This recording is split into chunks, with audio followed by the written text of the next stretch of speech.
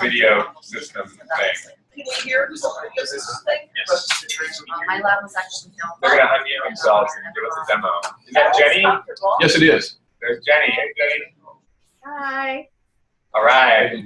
So I'm recording this session, and what I mean by that is I press the record button on Zoom, but we don't have our microphone. So if we have, it looks like 3 people right now, and if you can sort of speak up, or speak loudly while you talk, then it helps them. It also helps for the recording. Okay. Cool. Thanks for coming, everybody. Ari? Hey. Oh yeah. So we wanted to keep this an hour for updates, like the official meeting, and if you want to hang out after, please do. So I'm going to go over the top 3, but before that, I just wanted to recognize everybody's efforts and trying to like pull together, especially coming in on Saturday morning and answering emails at midnight and all this sort of stuff. I can see how hard everybody is working, and I know it's a stressful time. Like I can feel it, and I'm sure everybody else can feel that they're stressed, but I see everybody putting in so much effort. And please know how much I appreciate it, how much Tito appreciates it. And because we talk to each other, I know that, and I hope that you all can appreciate and thank each other too. This is the kind of stuff that keeps us going. And so thank you, all of you. And then moving right into business. Corporate status is kind of the foundation before we can get to the finance and the 501c3. We have hired a firm, we mentioned at the last meeting, who will do all 3 of these things, and it's sequential. So what we're looking at is basically a resurrection of the corporation. We're just getting started with these items. So resurrection of the corporate status by June. The following steps would be filing all of our corporate taxes, and we can move into the 1023 application after that.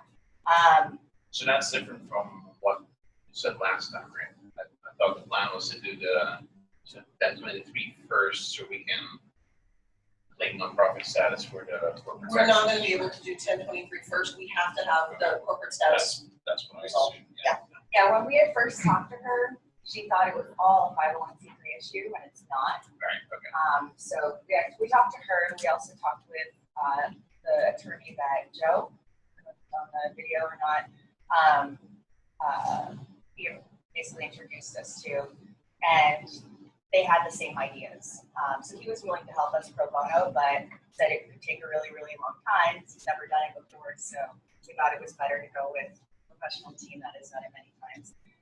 And it's pretty straightforward. So we're looking at summertime. We're going to have that officially legal status, and we'll be working on the tax financials. And on top of that, the 1023 can take a long time to do and to be approved. The good news is that we've done one before. The neither good nor bad news is that Josh may or may not have a copy on his time capsule, and he's in China right now, so he's going to check next week when he gets back and let us know. And if he doesn't have it, we'll have to start from scratch. I have a couple of 1023s as well from all the organizations. Perfect. So Microdojos is online, Search is online. That's awesome.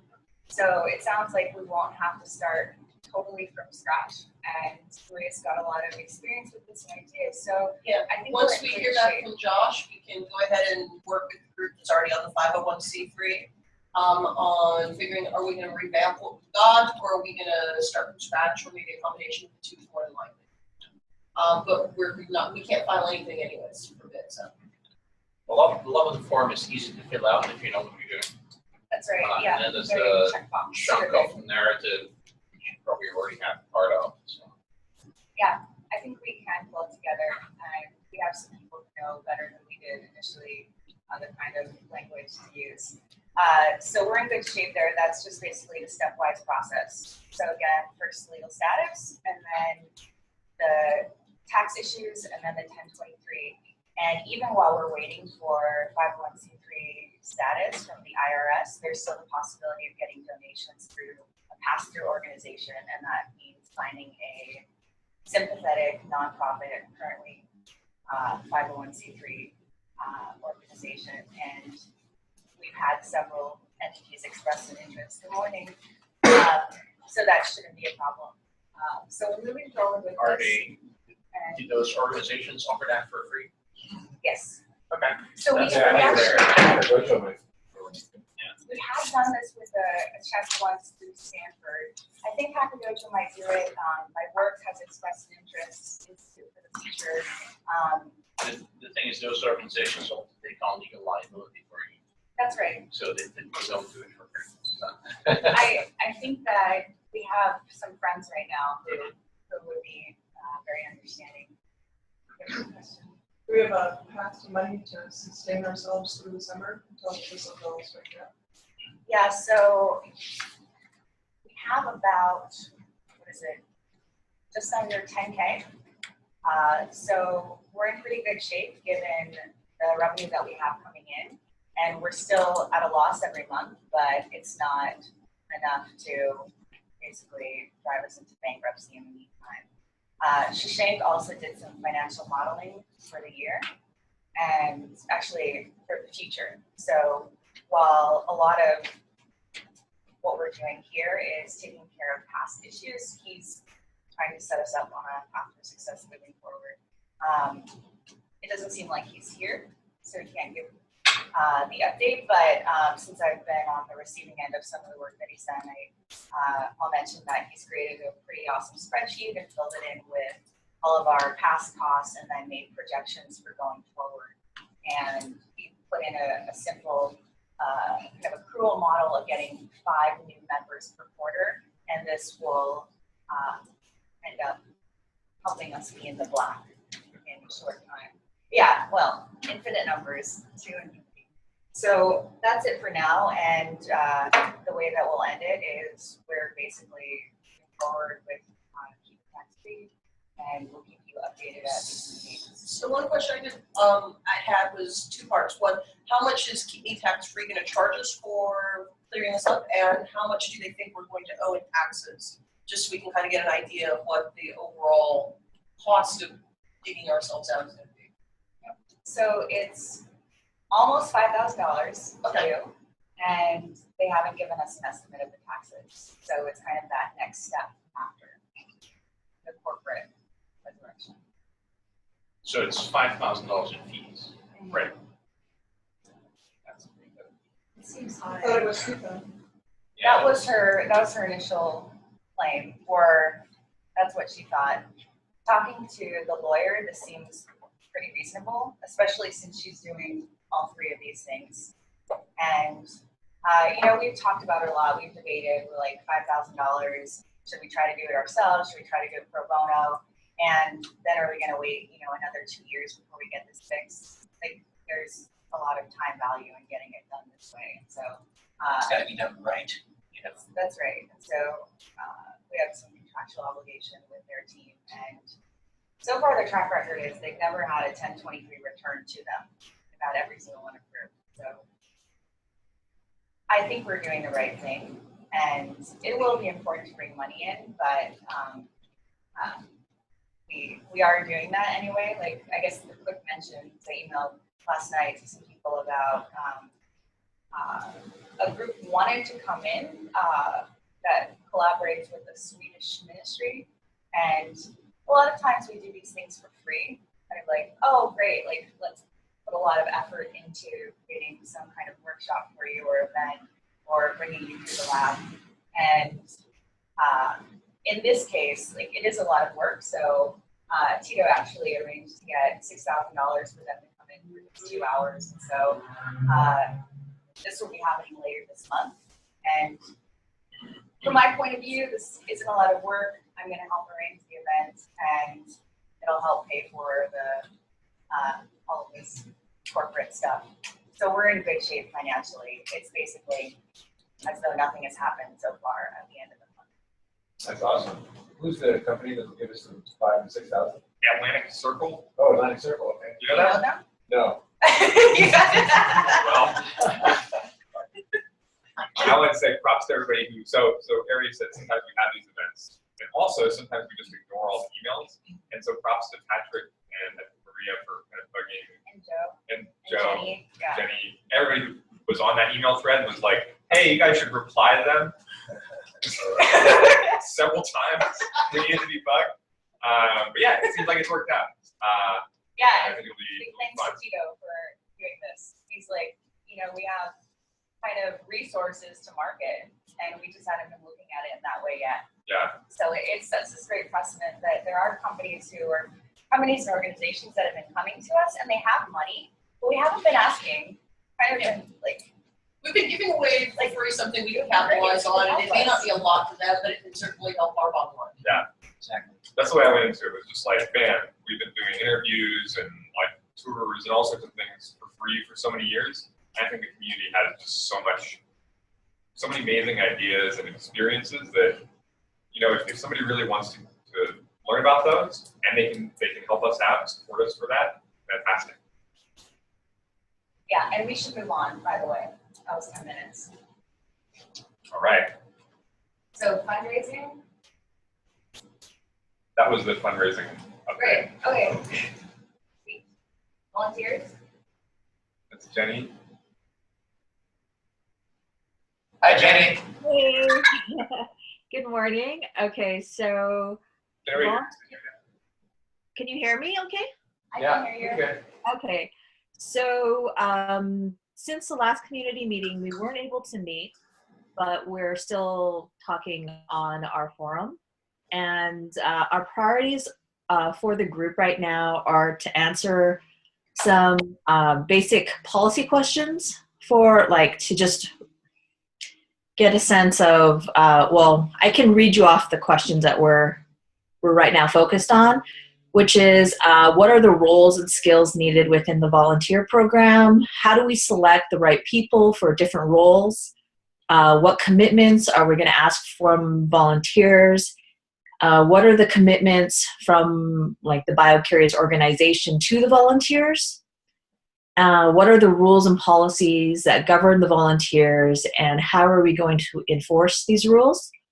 And how are issues resolved, not just between volunteers, but the organization and the volunteers and members and volunteers? So those are the questions that we're hoping to answer in the next coming weeks. And in terms of what we need, we'd still like to find a programmer that can help us with maybe possibly implementing electronic sign-in or electronic visitor hold harmless release. But I saw that there might be a new working group for operations. And if there is, maybe this task is within their purview. I'm not sure. Either way, it's something I think that we probably should get done at some point. We're just because we're running out of space for all the forms and stuff. And it will make our lives a lot easier, I think, for everyone involved. A meeting scheduled this coming week. So we're hoping to meet this coming Monday evening. And let's see. And we're always happy to have Ari and Tito's help. And let's see, what else? I know Ari's gonna try to come to our next meeting. What else?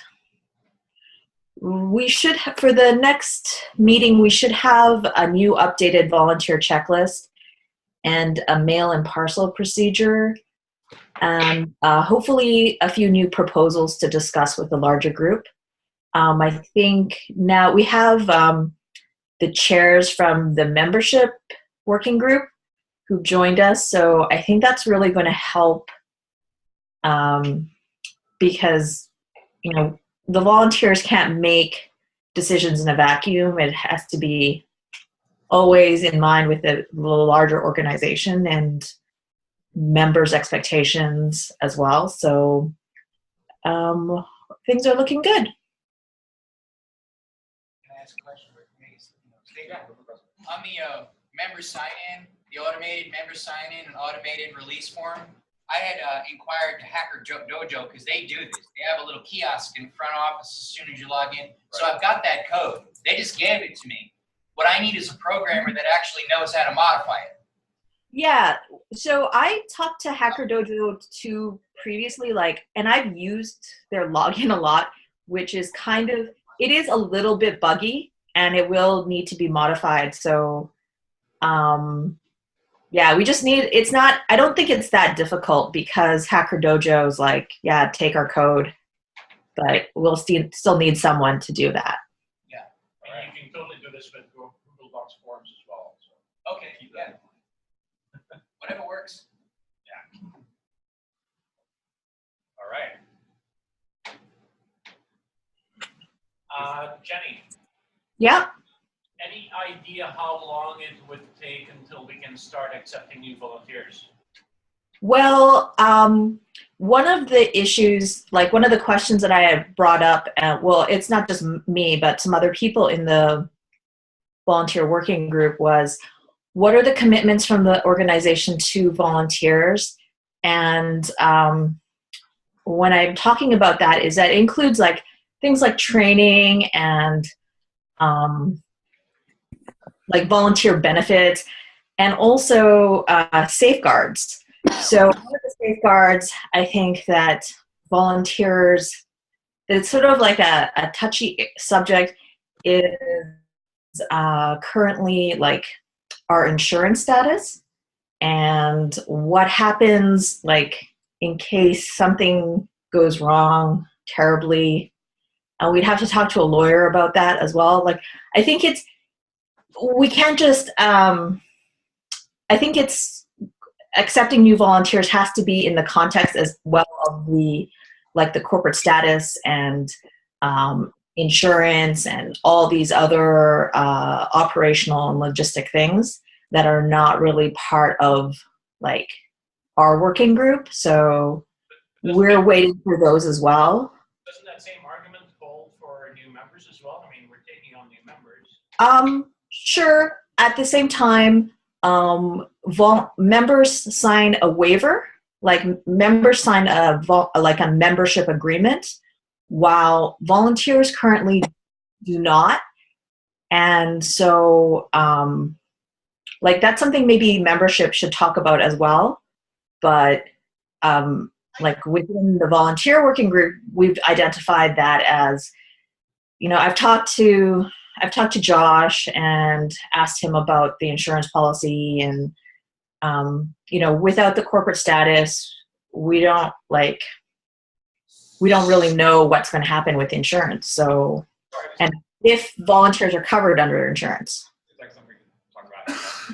I would say we do need to take the volunteers meeting, but I think there's just some issues for those of us who aren't volunteers because, again, Patrick and I and other people who are here get a lot of queries from people who would like to become volunteers, and just not having either a holding queue or some kind of expectation we can give people of, we don't know when we're going to have volunteers versus actually setting a date of, we're going to resolve these issues by X date and giving that committee time to have some of these things worked out. Yeah, versus churning endlessly. I say we should have something I would commit to something in the middle of the month, Jenny. Yeah. Middle of April.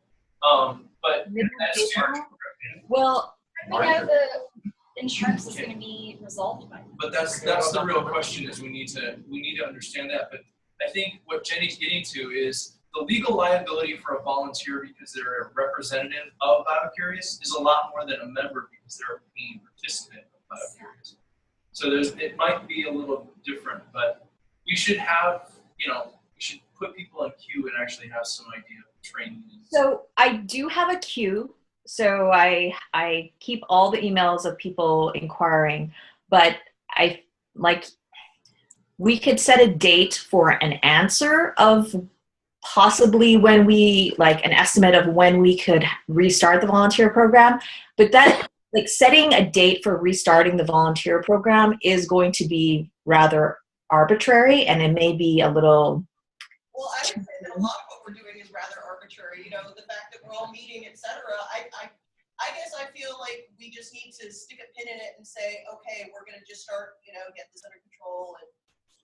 I guess I would like to maybe if we could talk to a lawyer and consult with them about the liability issues for the volunteers, especially when we're like, putting a brand new volunteer in, like we have to have our training down really well to put that in. Like I don't think if other people want to get involved in helping with the implementation of that, but I can't, like, honestly, like for myself personally, like mid-April is going to be not a time when I'm even available to talk on this. So I welcome as much help on this as possible. So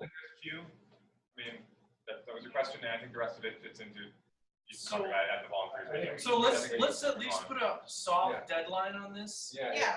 Because having no date or no sort of tangible time really, I think, yes. It's frustrating me because if they, hell with it, I don't need to be associated with this place. I'm linear. I need deadlines. I need places to go. I agree. You're not making objectives. I need. Yeah, and I certainly, am cognizant that Jenny is not going to be available to do a lot of this, and I've been wanting to maybe get more involved with volunteer training, and some of that is just trying to get us moving forward instead of just kind of churning a lot. So Okay, let's talk about this on Monday. Take it offline, but maybe, like you said, set a soft date of trying to get something going by. Maybe let's set a date for when we can consult a lawyer on the insurance and the liability issues. Okay, sounds good. Let's see. A list of what the bottlenecks are. Sort of what's the first priority thing that we need to resolve to be able to get to having new. Sure. All right, let's move on to the. What I'm hearing here is this, that I don't know why Jenny should be responsible for the pay. Given what the bottlenecks are starting that program, that again depends upon getting our corporate status and tax and getting our financial place in order. Whenever we have decided that date is going to be, that is the date it's going to be when we can buy insurance and go off and just get on with it. So let's just take it as a action item for those groups that they're going to give us a date. I'm assuming as soon as there's clarity on that, and go from there. Sure. Does that make sense, Harry?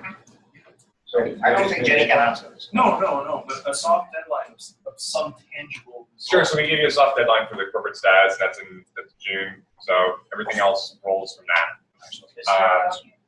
You can wrap it at volunteers till June. No. We're going to start the process of Okay. looking into this, but Okay. Insurance is definitely not into June. So what? Yeah. Jane, do you have an update for communications? Do we have a Google Doc for meeting notes for today? Yeah, you went out in the invite. Meet since the last meeting, but we were working. Meeting that I sent through Google Group. Sorry? Can you So I hear just me? told Patrick about the notes. They're looking for the Google Doc meeting. The Google Doc for So Tito sent out an email about the community meeting, which contains a link to the Google Doc. Oh, okay. Okay, so anybody who wants to follow along now Sorry, or I don't later. see that. Has anybody done that? I'm checking, I don't think I was. All right, well, we can resolve this in the meeting. Yeah. 30 seconds. 13 a.m. No, it would have been yesterday. That's probably the last meeting. That's the last meeting notes. We'll get this doc resent out. In the meantime, let's move on to the communication segment. There will be a volunteer meeting Monday night, Yesterday. which anyone can join. I got one question. How many volunteers are in the queue currently? Sorry, we can't. We got to move on to. And it's not related. It's for the sake of and respect of Enough. everybody's Let's put time. If anyone has any questions about the volunteer working group, you're all welcome to join, or you can email me directly and I will answer those questions after the meeting. So with the communication media working group, we weren't able to meet. Right now, what we're trying to do is we're trying to complete the FAQ, and we're trying to identify how the information is flowing within the organization. Anita has also created a task tracker. And so we're hoping that other working groups will implement the task tracker. Let's see, what we need help on. Well, we would like more of the conversations and the dialogue to happen within the working groups so that somehow we can see like a documentation, like we can track these discussions so we can be updated without like having to email people to ask questions directly.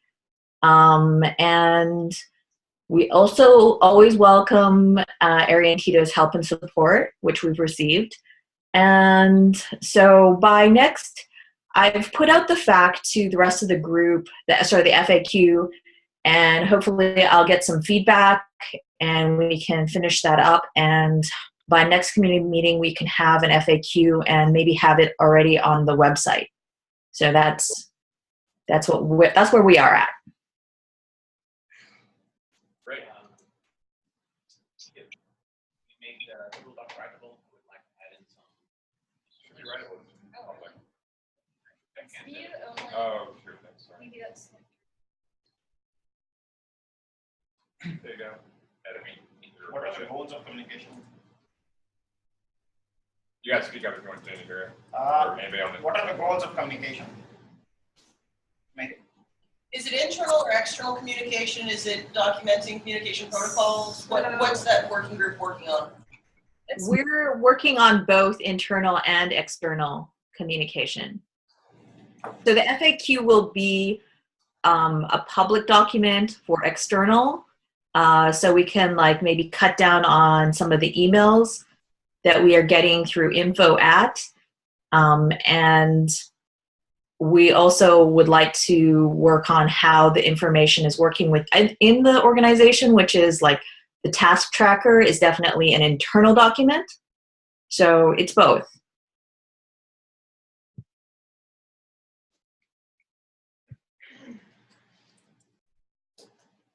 All right, is that it for community updates? Communication. All right. Next up is membership. Patrick. Let's see. We didn't get all that much accomplished in membership group, mainly because I've been sidetracked with writing proposals.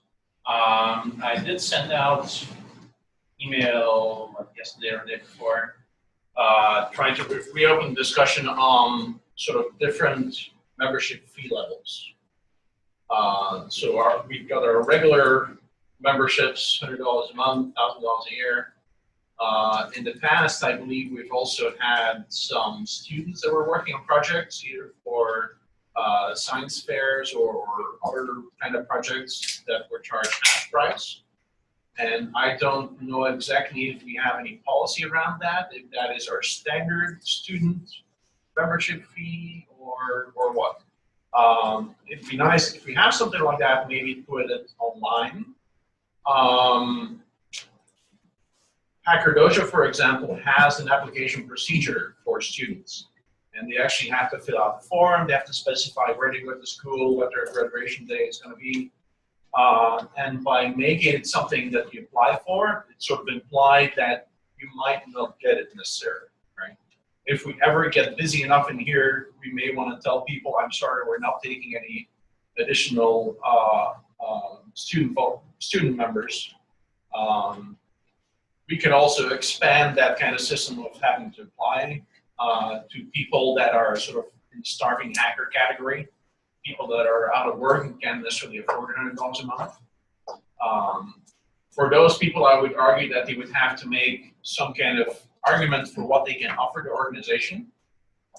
If they can put on paper what they are planning to offer in exchange for actually paying money, then we can get some significant tasks done, like having somebody that updates the website on a weekly basis, somebody who writes blog posts about us, somebody who helps document the projects that are ongoing in the lab. All of those things could be done in exchange for paying full or part of a membership fee. We've also talked off and on about maybe having lower membership fees for people that do not use the wet lab. I'm not even clear on whether we are still offering free co-working in the space right now. That was offered for a while. I'm not sure that that ever got rescinded. So in theory, if that is still up online somewhere, people could just come in and sit and work on the computer for free. Online. All right. So those are all different categories that we can consider having. And I know Shashank wanted to have some financial planning behind what those price points should be. Yeah. How about the dry lab side for $50 maybe? Yeah, correct. Yeah.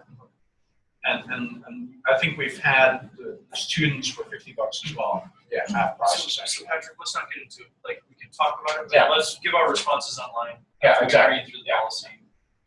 So I think those are sort of the main categories. In terms of link to the next section, bylaws, currently the way I've written the bylaws is that we only have one category of members. We could literally change that in the bylaws and say we have these different categories of members. We could also simply say all members have to pay a fee, but the board sets the fees. And for different types of contribution, the board can charge different fees. That way we'd still have only one class of members. All the members have the same rights in terms of voting and everything else. It's just that the fee structure would be outside of the bylaws, essentially. So there's different ways of doing it. And of course, all of that sort of crosses into volunteers that get access to the lab if they put in enough effort as well, right? There's a line between volunteers that get access to the lab versus members that put in effort rather than money. Right? We could literally have those two categories, but we don't necessarily have to distinguish between those. So, anyway. Any questions about membership? Any other topics we should be discussing in membership? I was just laughing because somebody put on the Google Docs, there's a $500 we don't like you membership. Oh, to stay, just like. I don't interpret it as read what's on the Google Docs. Coming out of this, Patrick, coming out of this committee, I think should be a document, sort of a document that every member should have, which would give him what his rights and things are. I would say that should be online. Rights and responsibility. Yes, so right now it's not very clear what $100 buys us here. Like it should be very, very clear. And some people is that we need to make sure there is a democratization of what people take out of. Yeah, I think I saw that perusing through there. He had that. So I haven't looked through it. I don't know. Is there a meeting coming up? We do not have meetings set mainly because that means me coming over here. Or we can do a little hangout. Yeah, do a hangout. Yeah, or if people want to meet on Thursdays before the BioCurious meeting, we can do that. I don't know how many people want to meet in person versus doing things online. Well, you can do a combination of both where you, Yeah. you do some people are here and then the rest are somewhere else. As for membership, Patrick, or bylaws? Either one. Okay. Right. Let's just assume that there will be a meeting either on memberships or bylaws this coming Thursday before the BioCurious meeting there. What time? All right. 6 o'clock or? Yeah, 6 o'clock is good. Okay. And we'll figure out online which group needs to meet in person more. Okay. So, bylaws. Just to remind people again, bylaws is probably our priority number one because we need them for everything else we do in terms of paperwork. To restart a corporate status, I think we may be able to do that without the full bylaws. We still need to send them the bylaws after we've done the initial paperwork. But definitely for the 501c3 and lots of other things.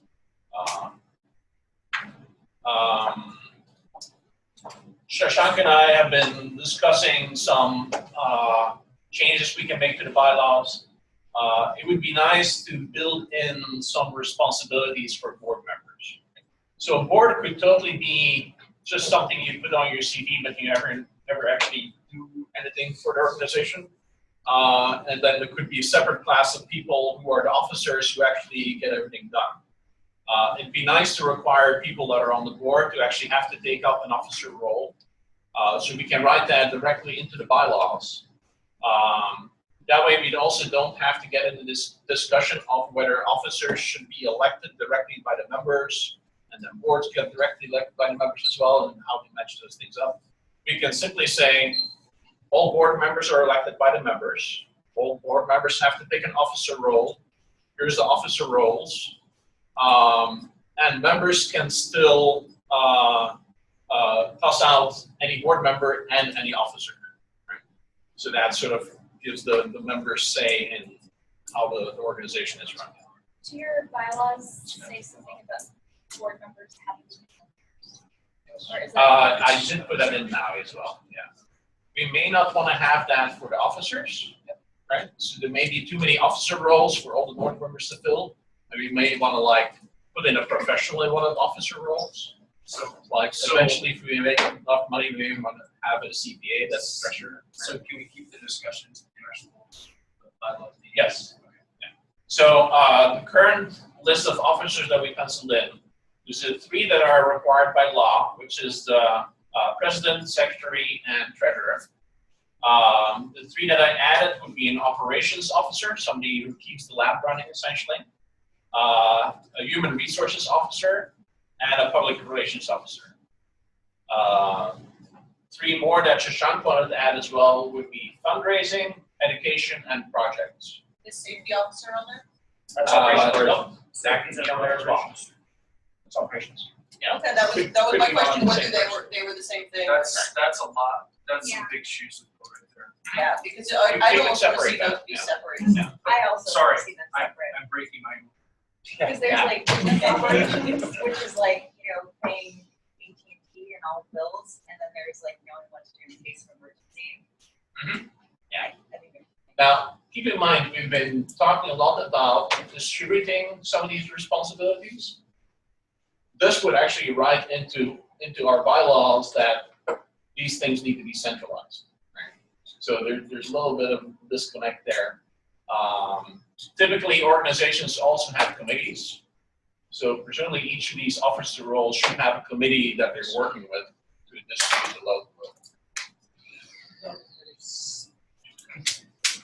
All right, and so you're thinking the next meeting is going to be on Thursday before the BioCurious meeting? Yep. Okay. Cool. Do people want to talk about memberships or bylaws during that meeting on Thursday? Any preferences? Can we do both? Bylaws, because I think that's Bylaws, yeah. priority. Try and get that down, get that done, that'd be my preference. Anybody else? What time? 6 o'clock. I think we need to talk about both. I mean, Thursday would just be like, Yeah. what makes sense then? Yeah, that's fine. Some other day. If everyone was there. The bylaws are probably harder to slog through on your own. I think it's a really long conversation. Yeah. I mean, as you already have one. But they both, I think, require a real discussion. Yeah. We will entertain any questions that there are about memberships on Thursday as well. So. All right. Okay, so as far as our standard agenda goes, we're all done. Cindy, want to talk Peter, I about have some operations? slides. I have some slides on financial model. I can do this after the meeting. It's interesting. Okay. So just in terms of timing, we get some slides. Cindy want to go over some operational procedures, and Maria want to talk about classes and projects. That could be after the stuff you guys. Okay. How much time do you need for your slides? 10 minutes. You do it in 5? I could do it in 5. Okay. I think I'm going to say things which people are going to want to know a little more. Like, it's important because I think finance should drive everything. Before he starts, I gotta run. One of the things I've been doing is looking to plug leaks, money leaks. You can kill that DSL, that AT&T, whatever that is up front. I called the number. I turned everything off and I called the number, and it just went to an unidentified voicemail, whether it's on or off. So I think it's an easy. I don't even know what it does, but You need the phone up front? Yeah. It's a Vonage phone. Yeah, so I think we kill the whole thing. Okay. put a new phone number up on the website, kill the whole thing. It's like $100 and something a month, right? It's 200, Yeah, and I can't kill don't the know whole what thing. it is. Kill it all. Oh, okay. Yeah. The Vonage phone is $9 a month. That's all it is. There's something that we're paying for AT&T, like $200. Yeah. That's 2 new members. Kill it. Yeah, I don't Your even, AT&T member. it wasn't even in our list anywhere, it just, the bill showed up. Yeah. So I want you to know that I researched it, like I said I would, thank and you. just kill it. It dies. We get $200 a month extra. I Great. will put it on. Awesome. Thanks, Then Dave. we figure out what it is. Yeah, then we'll Once we figure turn out off what it the is, phone. but we don't have it anymore. So Dave, can you send me some that's what pros? And then Yeah. I'll take a look at it. Somebody give me my email. I know yours. What's your name? I'm just trying. Oh, you're Eric Hartness. Yeah, I know It's gonna yours. take a second. Hey, how you doing?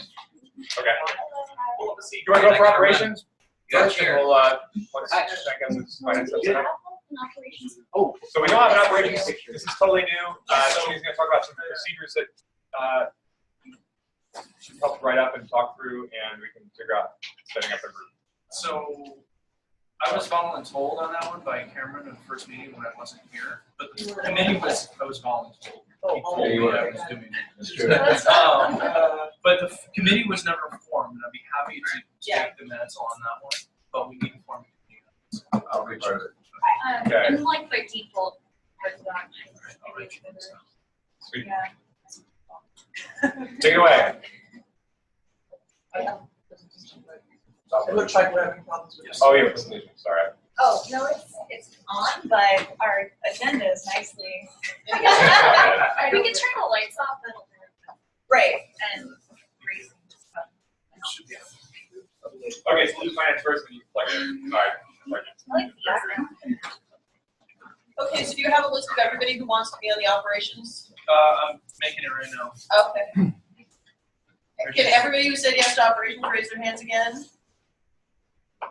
Jay, Cindy, me, Anita, Harry. Eric. I would too. Who was that? Peter. Peter. I was like, we don't know. Me too, please. Jenny? Okay. Yeah. Okay, thank you. You usually show up I here. think that's right. Yes. That's yours. Sure.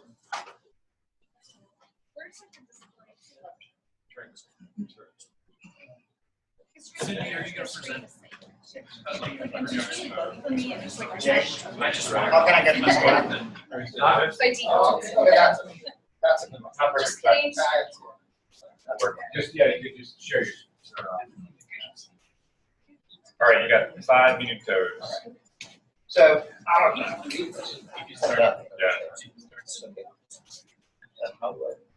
Is that?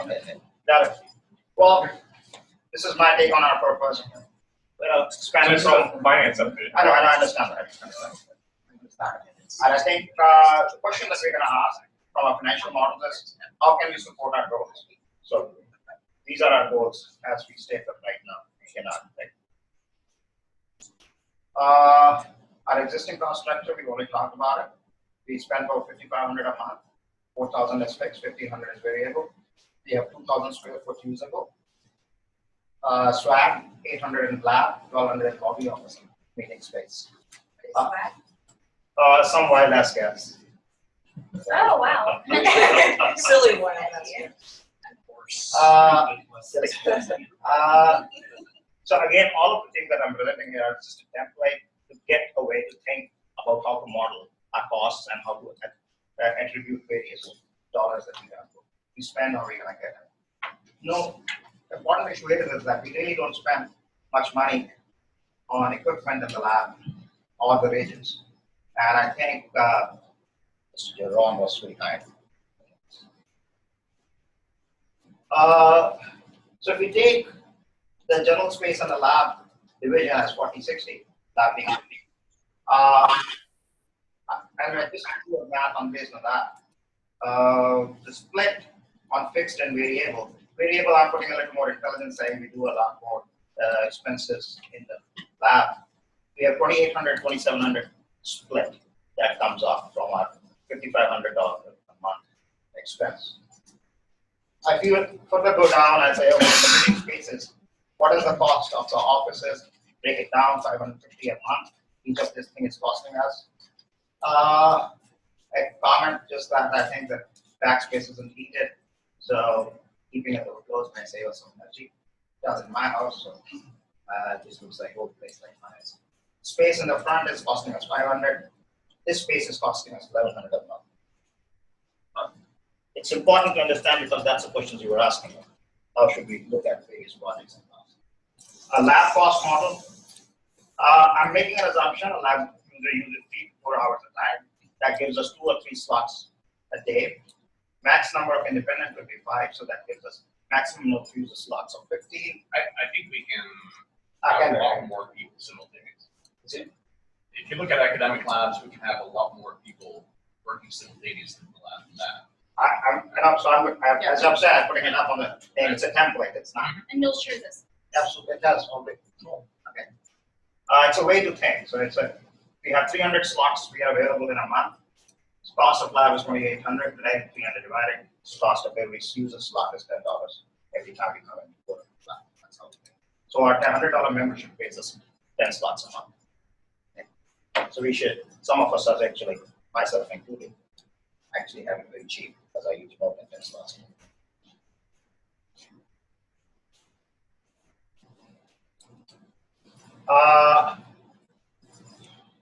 The other issue is if the actual cost is 4,800. So if 28 to 30 members will actually sign up for that lab reasons, they support it. That's another way to look at it. So you drive your membership and all the other stuff, you need to look at things that way. That's a target. Today we only have, we can ignore it first time my comments, but we only have 10 paying users. Yes. Our peak users is no more than 3 or 4 right now. I've taken a swag again, how many people use it for how many times a week. Possibilities again for membership and people who are kind of deciding. I'm just presenting this for you guys to think.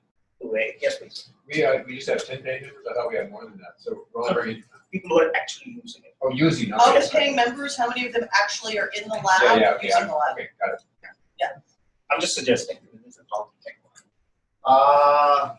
So just kind of sort of that may be too advanced, but from your previous roles, right? We have a bell curve that says maybe one people to be paying for it. So,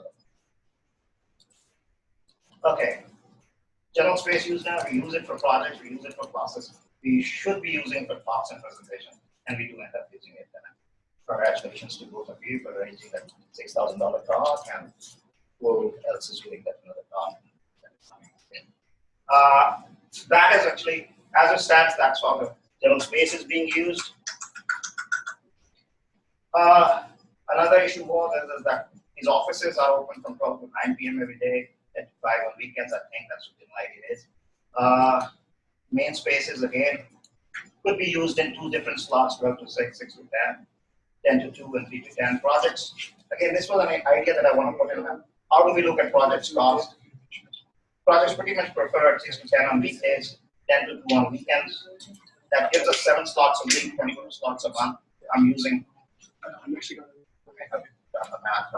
no, I got it right. Okay. So that gives us 22 slots because I typically use 20 to 22 days of actual usage in a month. So at $50 a slot, that says if you were using it and charging $50 for projects and classes for the usage, you would net $1,100. If you were getting that, and even with our current and a little bit, some of us actually paying up, right, we would have, we can wipe off our financial deficit that we have as it is now. So how do you want, looking at the math here, how do you want to look at 32 slots a month? I'm just using 7 slots a week.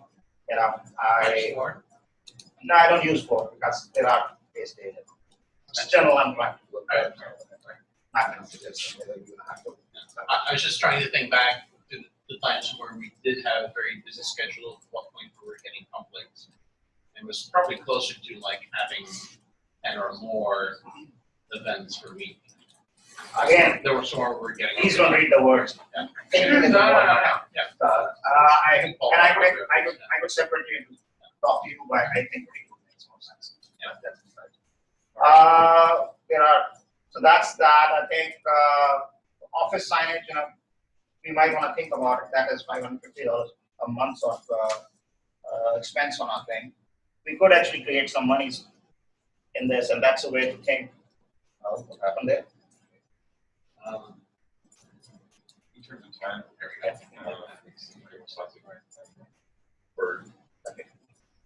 How many more foils do you have?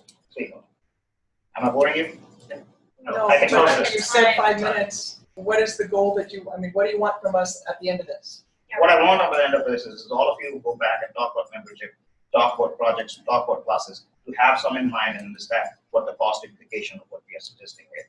Can you summarize that on one foil and hand it around? No, I can't. Sorry. I can't. Just go ahead, James. Yes, thank you. The other idea there is that if we have these costs, for us to think, as a lot of you is that fact that we could put it up on liquid space and we have a volunteer here, and these places are imminently sellable. Again, it's nothing. So there is that. This is another entry into the revenue for Kickstarter, and we can talk about that separately. I did follow up with people here. We got from classes what kind of monies we collect. I did talk to Raymond also about Singularity University classes that he's been solving, that he has been helping us with. And for a short while, we were making about as much income from having regular classes for members as we were getting from membership fees. Bring it up, that's why I think there's significant money in there to be looked at. There's models for this too. We should have our own gifts and all our own stuff, and that should give us, there's a model for that. How should we think about how the money comes in? And I do have worries, and I think this is what we should think about. Rent might go up, membership may fall, insurance is an issue, and of course, we have to be nice to each other. Can I throw in one more opportunity for revenue or grants and working with the city, I didn't put it in there. State, local, and I think that would be a tremendous opportunity. Besides some of the office renting. We have a spreadsheet, companion spreadsheet to it, which actually has the model, and so it shows the projections over a year. And in that, I have an entry for grants and regulations and all those stuff. And I do think we should push on those things a little harder.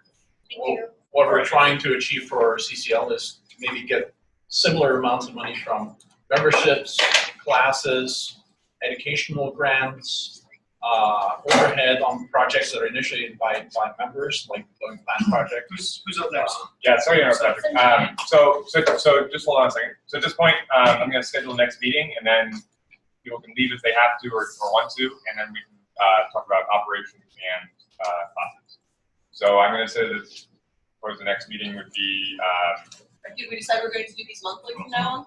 Yeah, so every 2 weeks is kind of a lot. It was fun for a while when things were really moving, but I think that we better do more monthly meetings, just so it can be purely updates and push the discussion. Or even further, because we need to allow time to have each working group have a real discussion. I think monthly is good enough. I think monthly can resolve a lot of things. I don't want to go longer. Would Sunday, April 13th work for everybody? Sunday? Sure. Sunday, April 13th. Not Sunday, April 13th. No. Works for me. Would it work for the majority? I think so, yeah. Do we want to put up a little poll? No. Is there a Can reason you make why it work? we're? Aries not here on Saturday. Sunday, April 13th. Yeah, that's fine. Seoul, New Jersey. Okay, so sounds like that sort of works for everybody, and about video recording, and all that sort of stuff. Are we going to do 10 again, or can we go noon maybe so we're not stepping on the biolab automation too much? That's a good idea. All right, so noon on Sunday, April 13th. Okay. All right, if people need to take off, please do so. And we'll be doing operations and talk about class projects if you want to hang out and chat more. And this is recorded, so I'm planning on going back and watching the rest, so sorry that. See you, Eric. Yeah. Bye, everybody. Okay. I don't really. All right, yeah, come on up. Okay.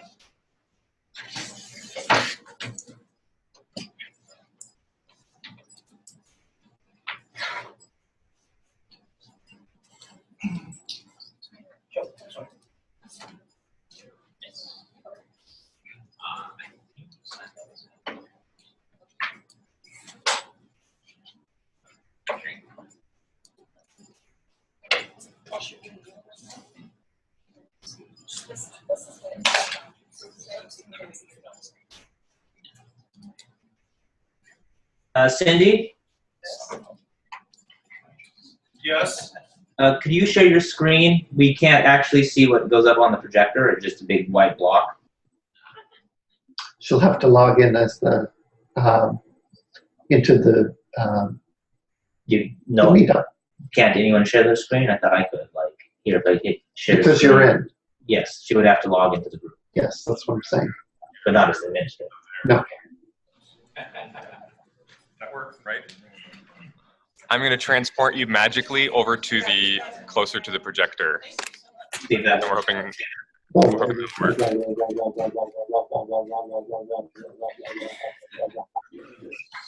But yeah, I think in the future we should probably have all the presenters log in and share the screen. Yes. Yes, I agree. So, Yes, that's better. Probably get a big spot. so this past Tuesday, Eric, Marie, and I did autoclave training where Eric was the trainer.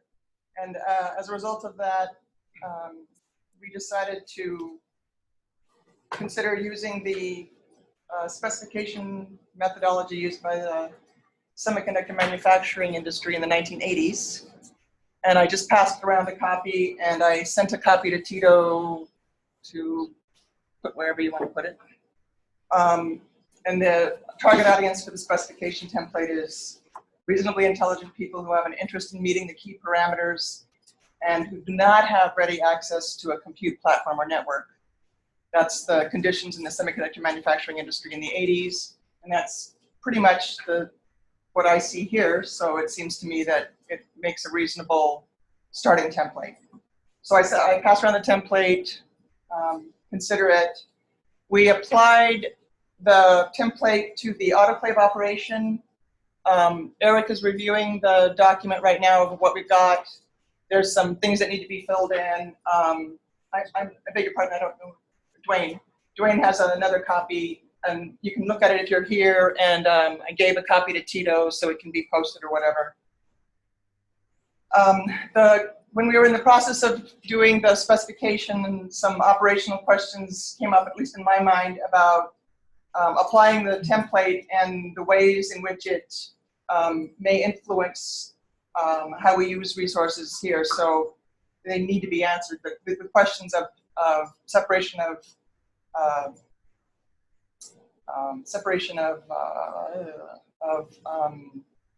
focus or scope. So one of the first questions is, this is a document which can be used and is posted on a relatively public place. So I wanted to have some way of managing managing it. So right now I've selected the Creative Commons Attribution Share Alike license. Maybe that's not the right license. The whole idea behind that license is basically making things available to share and use and limiting warranty and liability to the fullest extent of the law according to these licenses. So right now, the approach that I'm taking is to use the Creative Commons license. And if somebody has other ideas or thoughts, that's something that needs to be discussed. Some things that came up because of a specification, you should be able to say if something goes wrong, what do you do? So in the cases in that particular autoclave spec, I said things like use safety at biocurious.org. Is that the right thing to do?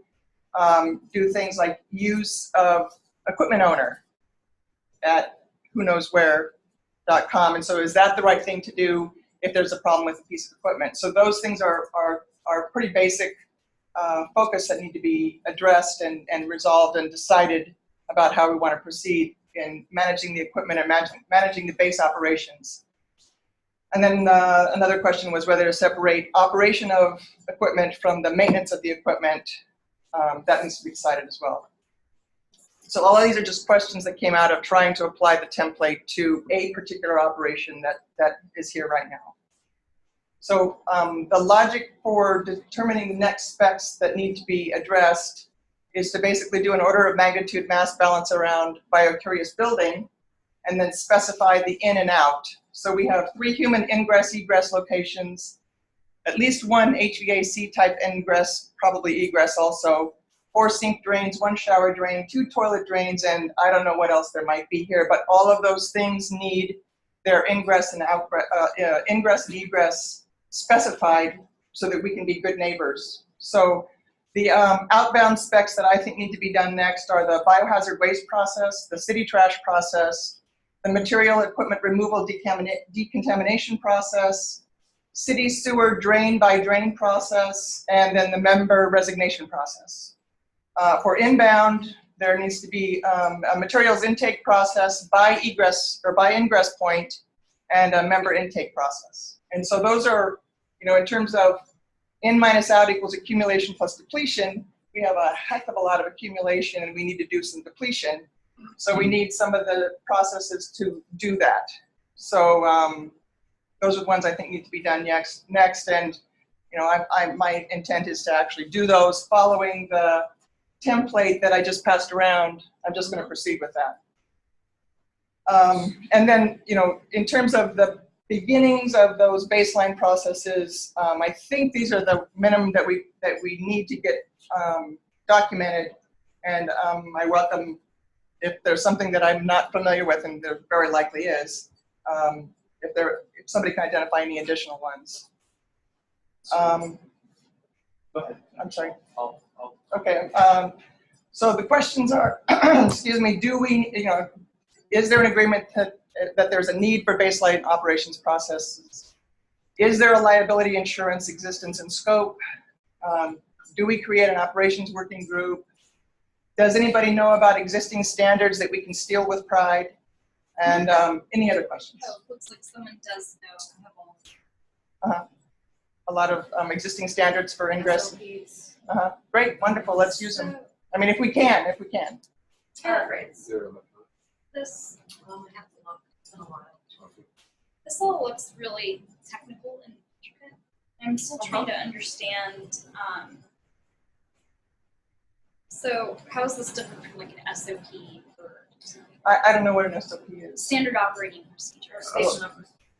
It isn't. It's the standard that when I came in with it and I asked Eric, is there a standard? Because let's use it if there is. And he said, sounds like semiconductor is a good way to go. I'm totally open.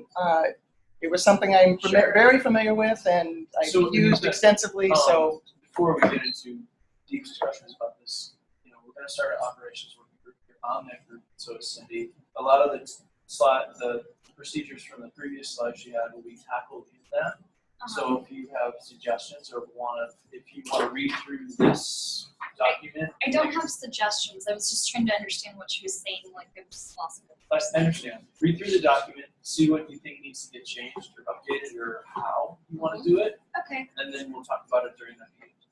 It's really not this is presenting what we've done. It's not discussing and updating. Well, I was just asking her to clarify what she just said. Sure. I wasn't trying to talk about what we're going to do. So, just for the baseline of operations, are there any other, that we've forgotten here, like that need to be included, that are, being good neighbors? Here's our building, stuff comes in, stuff goes out. Everything that goes out has to be good neighborly. So is there any others that are not, There's general cleanliness stuff, but I think what you have is what I wanted to start with as well. Yeah. So I think we can generate the whole list during the meeting. Yeah. And then I really want to tackle the biohazard waste process. Yeah. I think that's really. Yes. I think I'm not sure that it's on here, and I have to agree with me. I mean, this is a very formalized look at it, so it's kind of hard to see what it all means. But things like storage.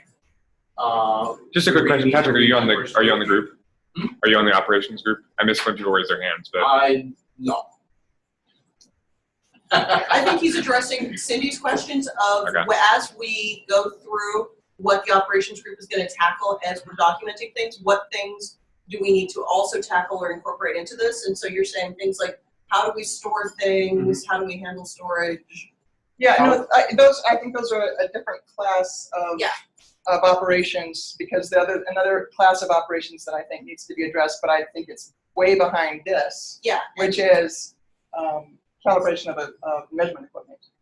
The the microbalance, the But storage would iPads and include all that kind of dealing stuff. with not being able to find anything in back. I mean, Yeah, well, that's where material that's a high equipment. operational Storage priority. also Well, that's where- includes storage of hazardous waste. But also, And handling of them, and handling, so. and So I think this is kind of like a not typical viewpoint that we would take it, but when Cindy, Eric, and I were discussing this on, what was it, Tuesday?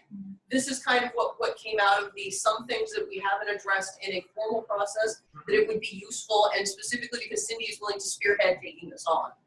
but the thing is the material equipment removal decontamination process needs to happen first, because stuff needs to be taken out before you can figure out where it's stored.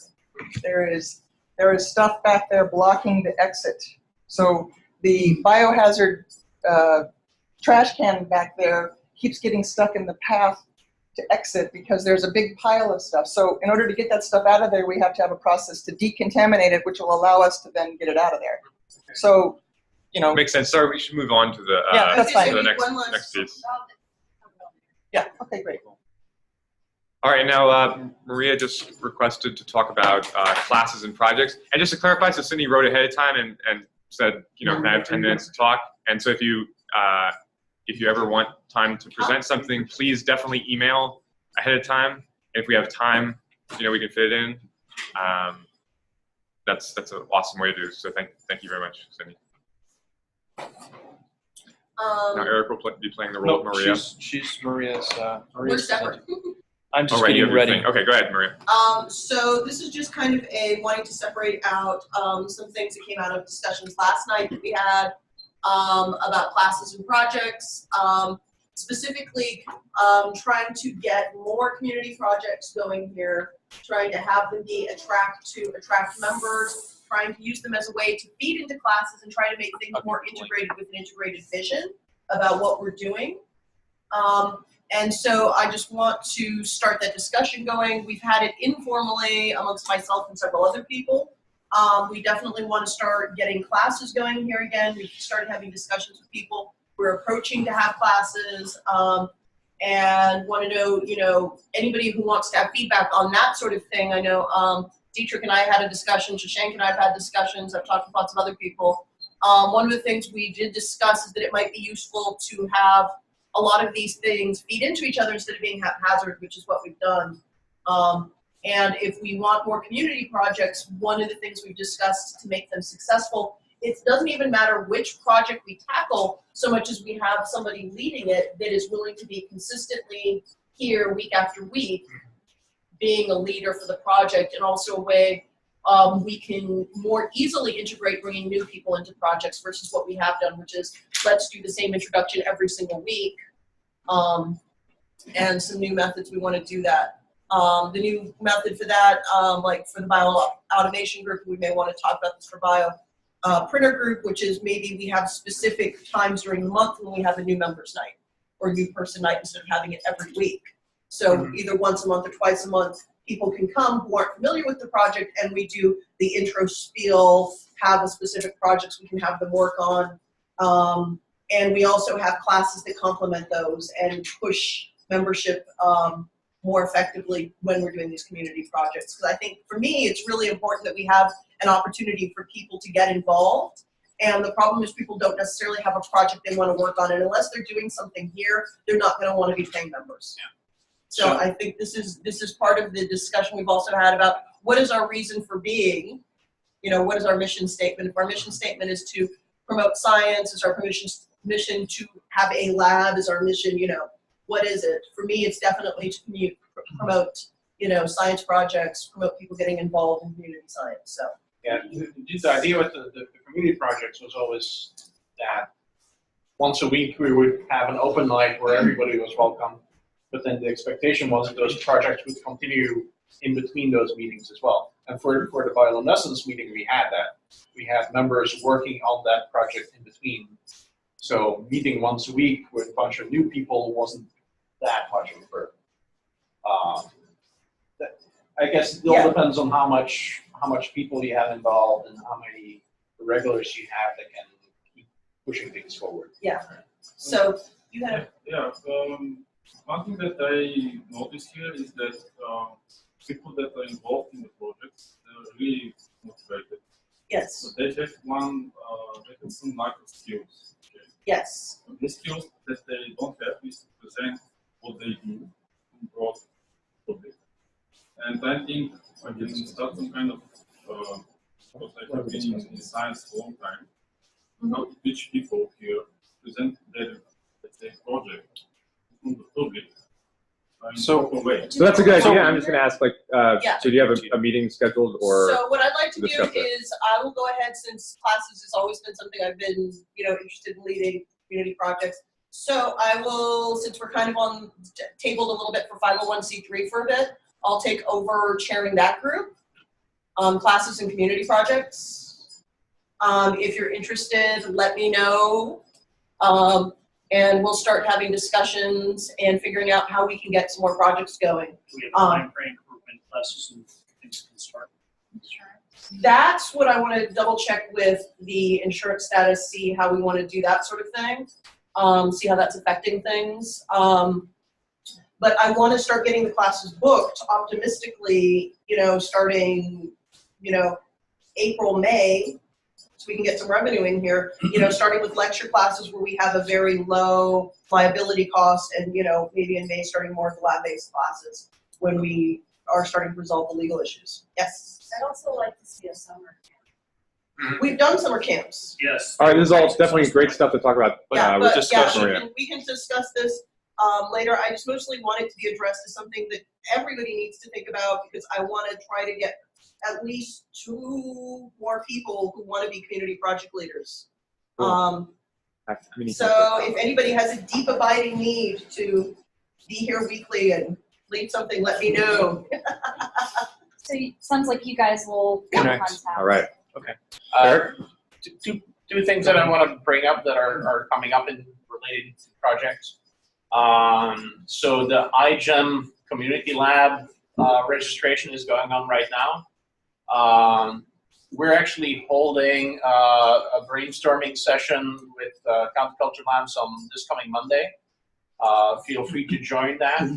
It'd be great if there were a BioCurious team as well, or we can have a joint team. I don't really care. I don't really want to come here every week to lead the team. So I would prefer to lead it out of Oakland. But yeah, we're open to all comers. So if you're interested, come on Monday, or we can have another brainstorming session here at some point as well. What time on Monday? Sorry? What time on Monday? I think we have set it up for 7:30. It's on our meetup list. So that's going to happen during the volunteer. Okay, so check Meetup and talk to Patrick if you're interested in that. The other thing is Maker Faire is coming up. Matt has us signed up for a booth. The original idea was to sign up sort of as a general DIY bio of the Bay Area. I think he actually signed us up under Counterculture Labs. It has to be an organization. Right. But we can make it the booth that is all of the Bay Area, including BioCurious, including Max Container Lab, including Glowing Plant, including whoever else wants to have a spot on the booth. All right. So if people are interested, they should talk to you? Yeah. Perfect. Or me. Or Matt. Or Matt. Yeah. Hi, Matt. Okay. Patrick, is the All time right. for doing a BioCurious Maker Faire booth? So already passed. Maker Faire registration is passed. Yep. Yeah. Done. Okay. And how much time do you need, Eric? I just need 5 minutes. Okay. So then we need to leave. So this is self-serve really. So you can see the link that I have up on the table. If you guys with your computer want to go to this link, this is the link to the biosafety quiz. Yay. Okay. So for you guys out there in computer land, I will give you this link. It is http://goo.gl/VQAA2N. So you can go take the quiz if you want to. So let me go to the quiz and show it to you. So this is, let me go look at the live form instead.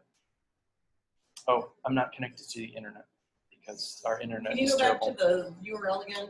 Yes. Want me to read it out loud for you? I can. I put it in the notes. Here in the notes. It's in our minutes. Okay. All right. So This quiz is designed to, well, first you go to the Dow Safety Chemical videos, and then you start putting in things like your name, so the name associated with the BioCurious membership, and the email. So we track those two things. The reason why we do that is because after you take the quiz, we record your name, we record your email, all your answers, and then we email both ourselves and you your grade. And if you don't get 100%, you're not allowed to work in the wet lab. Okay? This quiz is designed to be fairly difficult. And the reason why it's fairly difficult is because it's open book. Okay, you can go anywhere on the internet to find the answers. Okay, and there are some silly answers here on well. So, do you think that'll be harder for like high schoolers? No, not if they had a proper grounding and a good teacher who got them started. I was gonna say, they're used to and most of the like me. most of the there's only like 2 questions that are really kind of difficult that you really have to look for answers and think about. The rest of them just kind of have silly answers. There are a few that can be misinterpreted. And that's fine. And that's why I'm giving you this quiz now, because it's doable and the script is working. So you can go through it and you can actually try it. I got a 13 out of 20, but I goofed off. So. And that's fine. Okay? So could you hold on and let me finish? Thank you. So the quiz is delegated into a couple of sections. So it goes to the PBE, and then it gives you the actual, so some of the videos, the actual safety sort of resources you need in the PDF. And then it actually goes through every one of these questions. And every question on the quiz is required because it's obviously graded. Okay? So you can see some of these things like cleaning up spills in the lab. And some of them are designed to be quite informational. Like if you didn't know this, you'll actually learn the correct answer from the quiz. Okay? It's the same questions each time? Yeah, you'll get the same questions each time. I haven't figured out how to randomize questions, so it's a little difficult, especially since we mostly use Google Forms to do this. Yeah, it limits my... Yeah, if I did it on a web form, then I could do it a lot easier, but this is nice because it tracks it in a Google Doc and it also emails them, so I found this sort of a good solution. Yeah, I do it all the time. I put that damn T and the E, so yeah. And I emailed it to our safety crew to proofread me, because I have fat fingers, so I do that a lot. So things like, what does a blue line on the floor in BioCurious mean? There's literally nothing out there that tells you what the blue line in the BioCurious floor means. But it's definitely not an artistic statement. We could make an artistic statement. That probably wouldn't be a good idea, because that would confuse them. Are you supposed to install some pipes? Well, I was trying to think of questions, fake answers, but it's kind of hard sometimes. But I think this is good. I think that they won't be 100% bored taking this. There's a little Especially when you get down to these. You are considering an experiment with amphibian cell lines. What hazards might you encounter? Yes, you can actually do experiments with amphibian cell lines here, and this is based off one of the things. And I'd like answer 2. Mutant lizards that named Godzilla destroying the western United States. But if you have any, there's a blank answer. I don't know what. Right. What else do we need to know about this? I need more questions. I need other videos, and I don't need links to things. I actually need the physical question, because you make me watch a video, it isn't helping me generate another question. I have more questions about it. Yes. I have some classifieds. Okay. Cool. I pulled a few good ones, but they have to be good, like sort of general and maybe looking things up online. I'll see if I can find another one, Eric, the one that I sent you. I pulled some from yours, and I need to pull some more off of that as well. But please. And we can always use more fake wrong answers. And I was gonna say, one thing you mentioned that I wanna make sure everybody knows is that everybody is supposed to go through biosafety training every year. So all current volunteers and members are going to have to take the quiz. And we will be able to keep track of when you last took the quiz. which will be kind of nice. So there, you know, like you do CPR training yearly, you'll have to do biosafety training yearly, and this way you can do it on your own time. So this is what and I apologize, I'm not sending the spreadsheet out yet, and the reason why is because I don't want anyone to mess up the code yet. Okay, until I get it more finalized, then I'll allow you to copy the quiz and then play with whatever you want. Okay, so this is what we actually see. So I get to see your responses over in this tab. Does it show my name? It does. Whoa, Okay. what happens here? So it appears that These it doesn't things always. These things always screw up the apostrophe in my name, so I was just checking. So we get to see all your responses, the timestamp you actually put in. If you retake the quiz, like I retook the quiz. I retook the quiz a few times. It's not going to show you, but it shows you. And here's the results of who took it. Timestamp, your email. Failed. Well, I had to get no. I had no. You can, so I had to set up the quiz, and then I had to make sure it gave me if I got wrong answers and sent out a wrong answer thing. So I got some wrong answers, and then I retook it and made sure I got 20 out of 20. And then, so obviously, Patrick took the quiz, and then we're able to change. One thing we could do, I don't know if that would be hard to implement. But in the email that you send people, you can give them a hint, like this is Okay, so this was incorrect. So I can do that. So we're able to put links, emails, like every question they get wrong, they will get a summary of why it's wrong and any hints to why it's wrong. But the problem with that is I need to type that in, so I need that detail to fill out. So this is just let's get it working and we have something.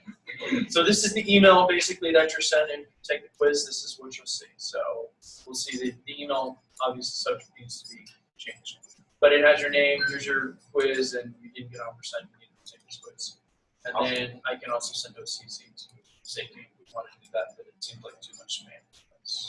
Okay. Any questions? Nice. That was really cool. Yeah. No, it's going to help us on the safety training. I got a question for you. Yeah. Do you envision, we're saying everybody takes it, members and volunteers alike. Do we envision if we start running classes like the Saturday morning science that I was running, do we envision the kids taking that same type of thing? So,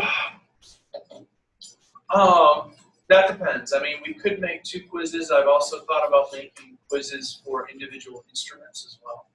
So every sort of like the task at hand. But for the lab users that are going to be working by themselves, or working in the lab without supervision, obviously by instructor, yeah, I do expect them to take it. So if there's a high school student that's going to be working in that laboratory, doing a project, yeah.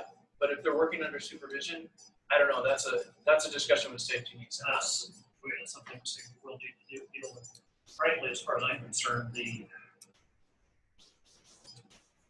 I watched the students, when I was running the Saturday morning science, I was watching the answers from the clock and no one ever got injured.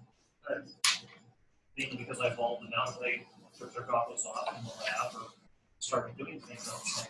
I stood up, stood up from their last patient ready to strip up. Yeah. All right. Between that and your insurance policy, maybe this is not needed. I suspect not. I suspect not. But we might want to have something in place for less vigilant. Anyway, we can all discuss that it later. information on to You can bring it up. Yeah. I'm sorry, I never got your name. My name is Heather. Hey, Heather. Joe invited me. It's like, y'all need help. Who invited you? Joe. Is that based on what Joe told you, or based on you? Based on the emails that I looked at and.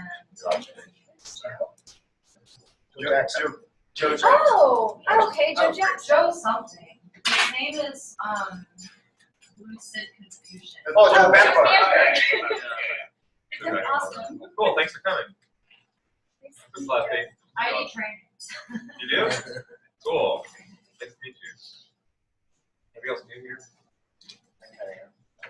Who are you? Hi, Dimitri. Not really. Figuring my way through here. Cool. Yeah. It is so cool. You saw the door was open and you were walking. Yeah. Well, I was eating next door, yeah. Yeah. All right, everybody. So we've got our next meeting scheduled for April 13th at noon o'clock. And thank you all for coming, and thanks for sticking around for half an hour afterwards. Again, I think the next meeting we'll try and really keep it on an hour. And if we have anything else, any extra discussions, I think we're just going to push them to the next meeting. Yeah, and I'm going to try to continue whenever we do these community meetings, and I'm going to do a small one today to encourage us to do at least 30 to 45 minutes of lab cleanup.